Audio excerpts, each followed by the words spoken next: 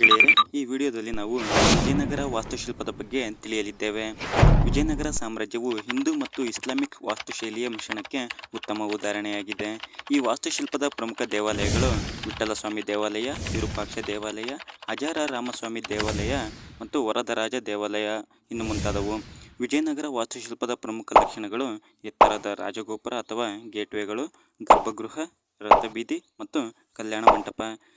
ಕಲ್ಯಾಣ ಮಂಟಪ ದೇವಾಲಯದ ದೈವತ್ವದ ಸಾಂಕೇತಿಕ ವಿವಾಹವನ್ನು ಒಳಗೊಂಡ ಸಮಾರಂಭಕ್ಕಾಗಿ ತೆರೆದ ಮಂಟಪವನ್ನು ಬಳಸಲಾಗುತ್ತದೆ. ಇದು ಕಂಬಗಳಿಂದ ಸುತ್ತುವರಿದ ಒಳಾಂಗಣವಾಗಿದೆ ಮತ್ತು ಪವಿತ್ರ ನೃತ್ಯಗಳ ಪ್ರದರ್ಶನವನ್ನು ಈ ಮಂಟಪದ ಮಧ್ಯದಲ್ಲಿ ನಡೆಸಲಾಗುತ್ತಿತ್ತು. ಮಂಟಪದ ಕಂಬಗಳನ್ನು ಅಲಂಕಾರಿಕ ಓಡುವ ಕುದುರೆಯಿಂದ ಅಲಂಕರಿಸಲಾಗಿದೆ.